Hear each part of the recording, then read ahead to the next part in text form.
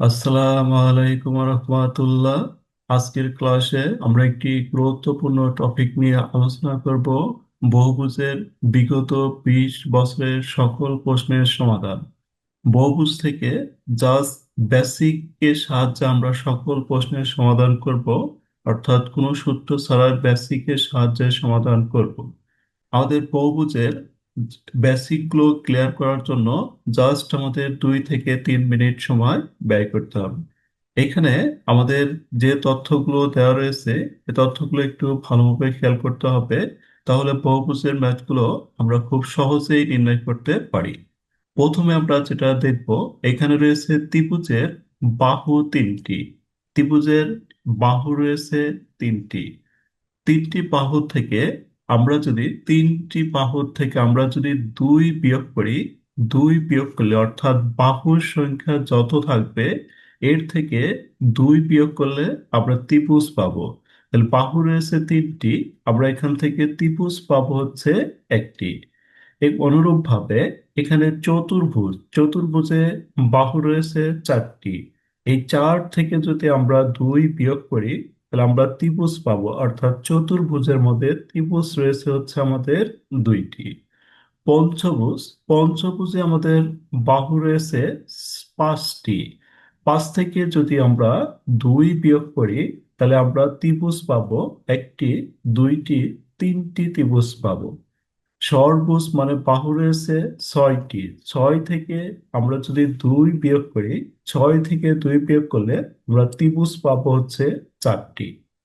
অর্থাৎ এখান থেকে আমরা দেখতে পারতেছি যে আমাদের বাহুর সংখ্যা হতে দুই বাদ দিলে ত্রিভুজের সংখ্যা পাওয়া যাবে।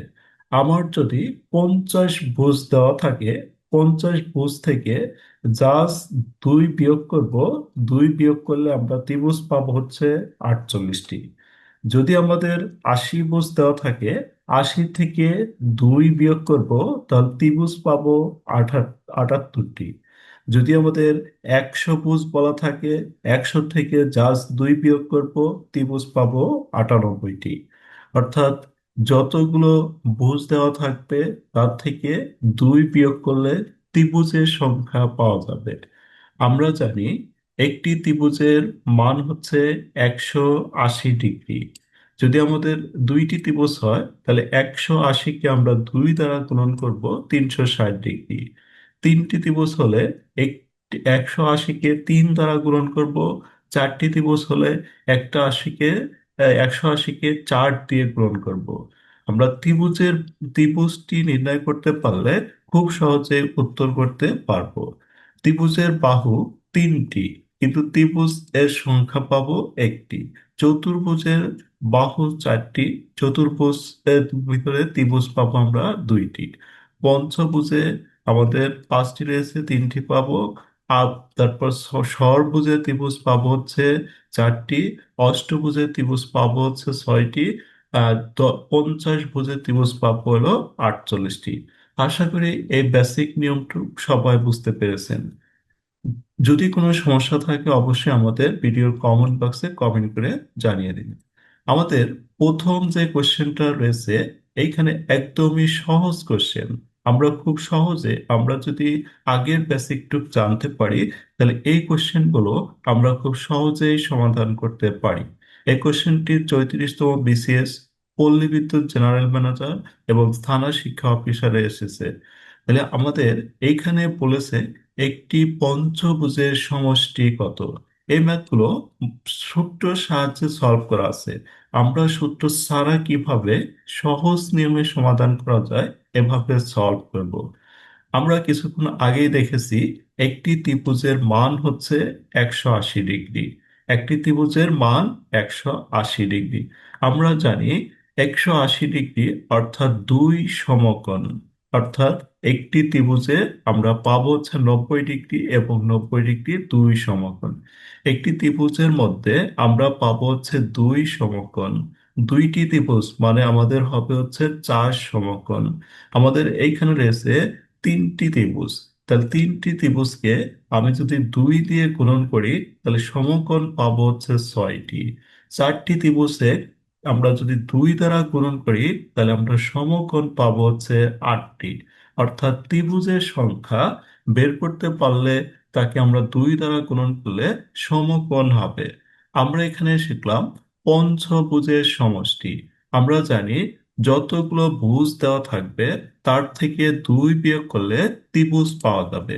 অর্থাৎ আমাদের পঞ্চভুজে ত্রিভুজের সংখ্যা হবে 5, বাহুর সংখ্যা রয়েছে 5, 5 থেকে 2 বিয়োগ করলে আমরা ত্রিভুজ পাবো হচ্ছে 3টি। আমরা জানি একটি ত্রিভুজে 2 সমকোণ, তাহলে 3টি ত্রিভুজে 6 সমকোণ। তাহলে এই কোশ্চেনের উত্তর হবে 6 সমকোণ। যা চিত্র ছাড়া আমরা মুখে মুখে করব যে এখানে রয়েছে পঞ্চভুজ। পঞ্চভুজ মানে ত্রিভুজের সংখ্যা থাকবে হচ্ছে 3টি। এই তিনকে আমরা একটি তিনকে 3টি ত্রিভুজ, একটি ত্রিভুজ সমান সমান হচ্ছে 2 সমকোণ, 3টি ত্রিভুজ ইকাল টু 6 সমকোণ। এভাবে খুব সহজেই আমরা নির্ণয় করতে পারবো। এইখানে রয়েছে অষ্টভুজ। দেখা মাত্রই আমরা এই কোশ্চেনগুলোর উত্তর করতে পারবো। অষ্টভুজ মানে বাহু হচ্ছে 8টি। জাস্ট 8 থেকে 2 বিয়োগ করব, তাহলে আমাদের ত্রিভুজ পাবো আমরা 6টি।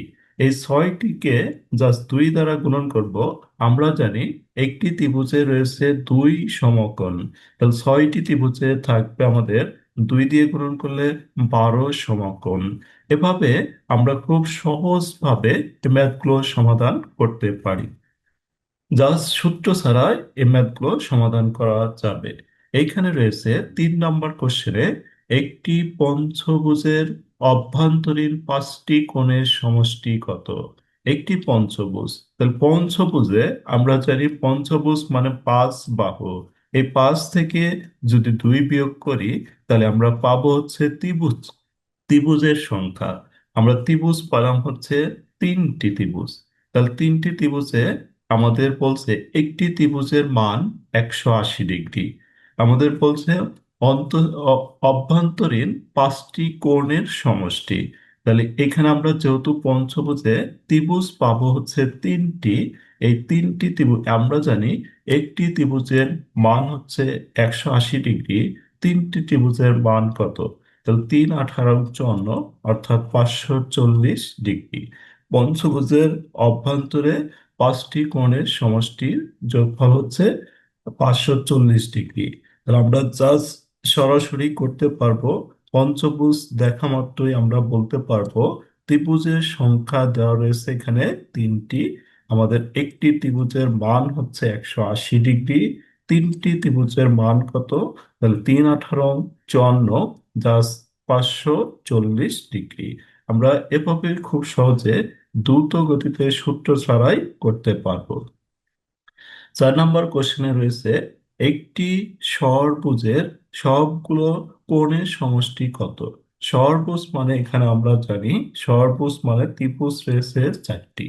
জাস্ট স্যারকে একটি ত্রিভুজের মান হচ্ছে 180 ডিগ্রি। তাহলে আমাদের 4টি ত্রিভুজের মান কত? তাহলে আমরা যদি গুণন করার প্রবলেম হয় জাস্ট আমরা এভাবে গুণন করব, শূন্যটা বসিয়ে দিব।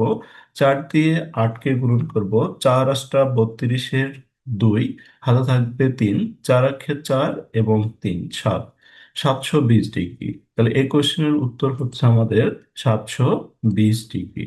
তাহলে আমরা এভাবে কোন সূত্র না পড়েই কোশ্চেন গুলো সলভ করতে পারবো। এই সুষম পঞ্চভুজের একটি অন্তঃকোণের পরিমাণ নির্ণয় করো।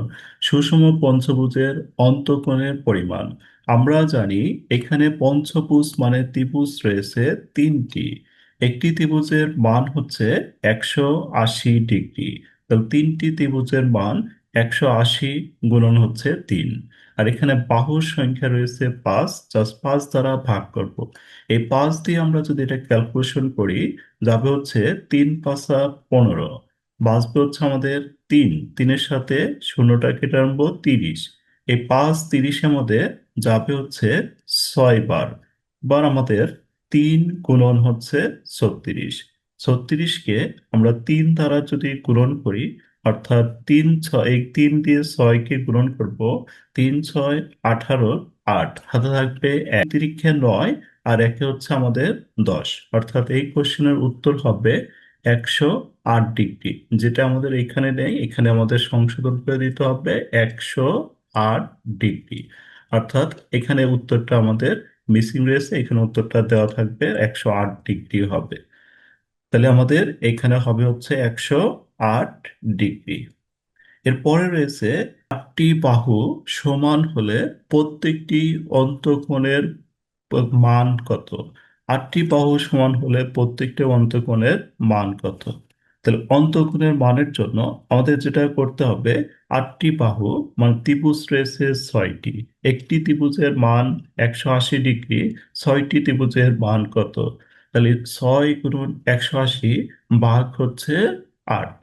এবার আমরা যদি এটা ক্যালকুলেশন করি, 2 দিয়ে কাটলে এখানে আসবে হচ্ছে 3, আর 2 দিয়ে কাটলে এখানে আসবে হচ্ছে 4। আমরা যদি আবার 2 দিয়ে কাটি, এখানে হবে 2, আর এটা হবে 9 × 2 = 18, 0, 90। এই 90কে আমরা যদি আবার 2 দিয়ে কাটি তাহলে আসবে হচ্ছে 45। এবার জাস্ট 45 গুণন হচ্ছে 3। আমরা 45কে সরাসরি 3 দিয়ে গুণন দিব, 45 × 3। তাহলে এই 3 দিয়ে 5কে গুণন করব, 3 × 5 = 15, 5 হাতে থাকবে 1, 3 × 4 = 12, আর 1 × 13। অর্থাৎ এই কোশ্চেনের উত্তর হবে 135 ডিগ্রি। উত্তরটা আমাদের এখানে সংশোধন করতে হবে 135 ডিগ্রি। একটি সুষম বহুভুজের বহিস্থ কোণের সমষ্টি কত। বহিস্থ কোণের সমষ্টি সর্বদাই 360 ডিগ্রি। এটি আমরা মনে রাখবো, বহিস্থ কোণের সমষ্টি সর্বদাই 360 ডিগ্রি হবে। সুষম পঞ্চভুজের কোণগুলোর সমষ্টি কত।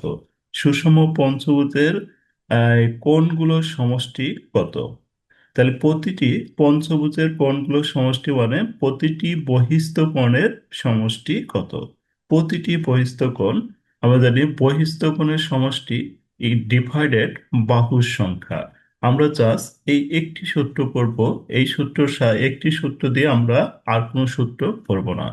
প্রতিটি বহিস্থ কোণের সমষ্টি উপরে বহিস্থ কোণের সমষ্টি ডিভাইডেড হচ্ছে বাহুর সংখ্যা।